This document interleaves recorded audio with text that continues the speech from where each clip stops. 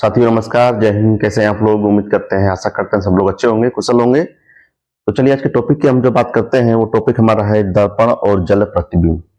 साथियों टॉपिक हमारा है दर्पण और जल प्रतिबिंब। इसी टॉपिक के विषय में आज हम बात करने जा रहे हैं। तो चलिए टॉपिक को शुरू करते हैं। देखिए यहाँ पे जो हमारे दर्पण और जल प्रतिबिंब की अगर बात की जाए तो पहला दर्पण और दूसरा जल। ठीक, दर्पण का जो हम प्रतीक बनाते हैं साथियों वह बनता है इस तरह से, और जल का बनता है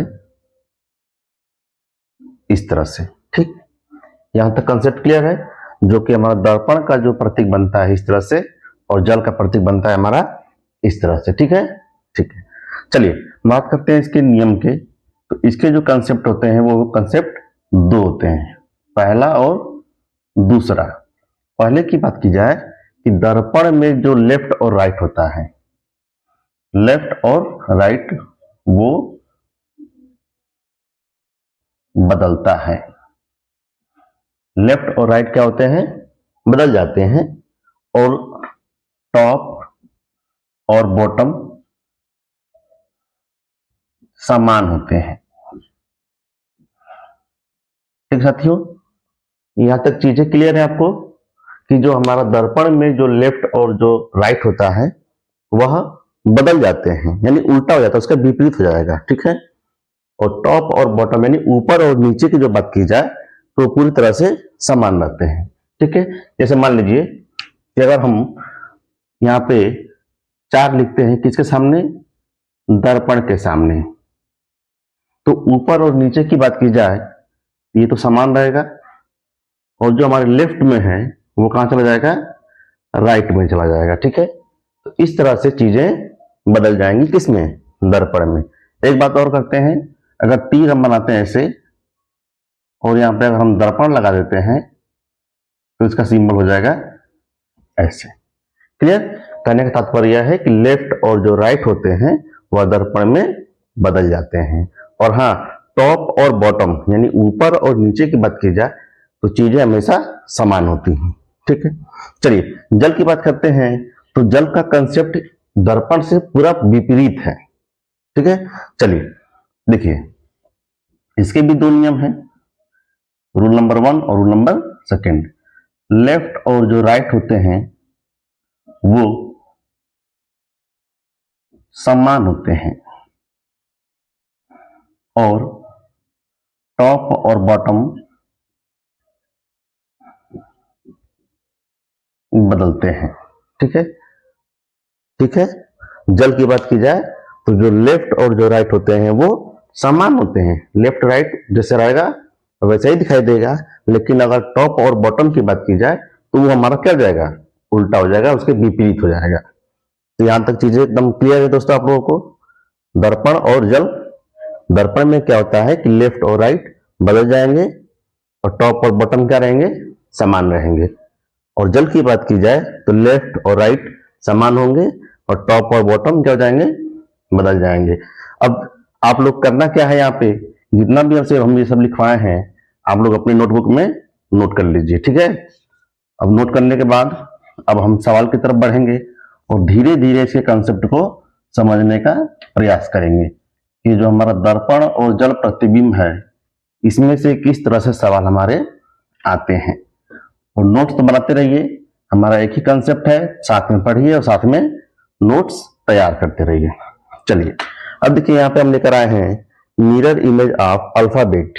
ठीक है, यानी जो हमारे अल्फाबेट होते हैं ABCD वो हमारे दर्पण में किस तरह से दिखाई देते हैं। तो इन्हें भी आप चाहें तो नोट कर सकते हैं, कोई दिक्कत नहीं है। नेक्स्ट बात की जाए मिरर इमेज ऑफ नंबर की, यानी जो नंबर होते हैं वह मिरर में ऐसा दिखाई देगा, 1 का 1 ऐसा दिखाई देगा, 2 का ऐसा, यानी चीजें विपरीत हो जाएंगी। यानी लेफ्ट और जो राइट है वो बदल जाएंगे और टॉप और जो बॉटम में वो क्या रहेंगे? समान रहेंगे। ठीक है। देखिए क्या दिया है, दिया है सितंबर। सितंबर को अगर हम दर्पण के सामने रखते हैं तो वह किस प्रकार से दिखाई देंगे? तो सबसे पहले क्या करना है कि जो दर्पण के जो सबसे पहले आ रहा है अल्फाबेट उसे हम पहले लिखेंगे। अभी हमने आपको बताया था कि दर्पण के सामने जो पहले दिखाई दे चीजें उसे पहले, जो उसके बाद दिखाई दे उसे उसके बाद लिखना है। सबसे पहले हमको दिखाई दे रहा है यहाँ पे आर, तो आर हमारा क्या हो जाएगा, उल्टा हो जाएगा, क्योंकि लेफ्ट की राइट में और राइट की चीजें लेफ्ट में हो जाएंगे। ठीक है, ये हमारा है ई, ये हमारा है बी, ये हमारा है एम, ये हमारा है ई, ये हमारा है टी, ये हमारा है पी, ये हमारा है ई, और ये हमारा यस क्या हो जाएगा,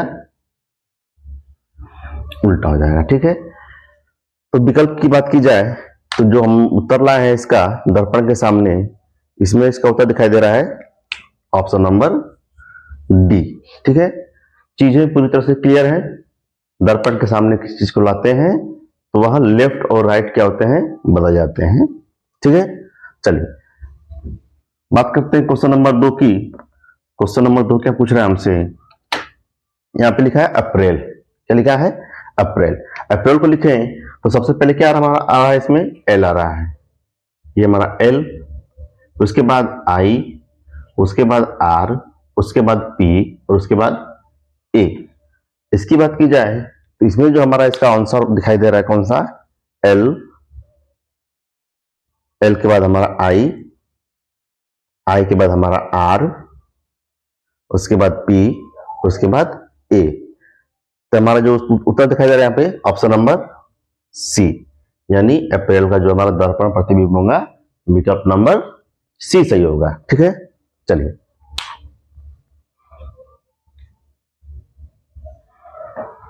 नोट करते रहिए साथ में ताकि आपको चीजें क्लियर होती रहें। चलिए क्वेश्चन नंबर 3। क्वेश्चन नंबर 3 क्या कह रहा है, वह विकल्प चुने जो दिए गए संयोजन की दर्पण छवि जैसी दिखाई देती है। ठीक है, इसकी बात करते हैं तो ये हमारा है सबसे पहले ई, तो सबसे पहले क्या बनाएंगे हम, ई बनाएंगे। ठीक, उसके बाद हमारा भी, उसके बाद आई, उसके बाद टी, उसके बाद सी, उसके बाद ई, उसके बाद हमारा एफ, उसके बाद ये हमारा एफ, उसके बाद हमारा ई। ये जो हमारा है इसका दर्पण प्रतिबिंब बनेगा।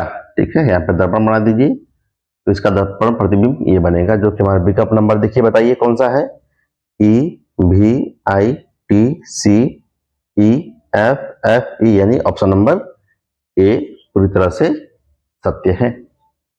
चीजें क्लियर हो रही हैं। ठीक है, चलिए नेक्स्ट क्वेश्चन की बात की जाए। अगला क्वेश्चन क्या कह रहा है हमसे,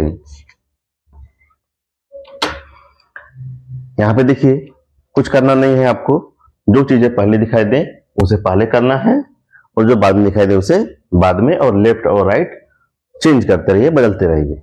यहाँ पे सबसे पहले 2 दिया है, सबसे पहले हमारा हो जाएगा 2, 2 के बाद 1 इधर हो जाएगा ये, उसके बाद क्यू दिया है क्यू, उसके बाद हमारा दिया है 3 3 3 3 के बाद हमारा हो जाएगा 4 4 के बाद हो जाएगा हमारा एस, एस के बाद हमारा हो जाएगा एन, एन के बाद हो जाएगा हमारा ए। यहां पे बताइए इसका जो उत्तर होगा क्या होगा, तो यहाँ पे जो उत्तर हमारा है एस 2 1 क्यू, यानी ऑप्शन नंबर 2। ऑप्शन नंबर 2 क्या है, ये सही है। ठीक है, अगला क्वेश्चन, क्वेश्चन नंबर 5। यहाँ पे भी देखिए क्या करना है, जो चीजें पहले दिखाई दे उसे पहले, और जो बाद में दिखाई दे उसे बाद में। सबसे पहले हमारा है ए, उसके बाद हमारा है 4, 4 के बाद हमारा है 1, 1 के बाद 0, 0 के बाद 1, 1 के बाद हमारा है एन, एन के बाद है आई, आई के बाद है ए के बाद हमारा है आर, इसके बाद है ए, और उसके बाद है टी। ठीक है, विकल्प इसमें से किसका है बताइए,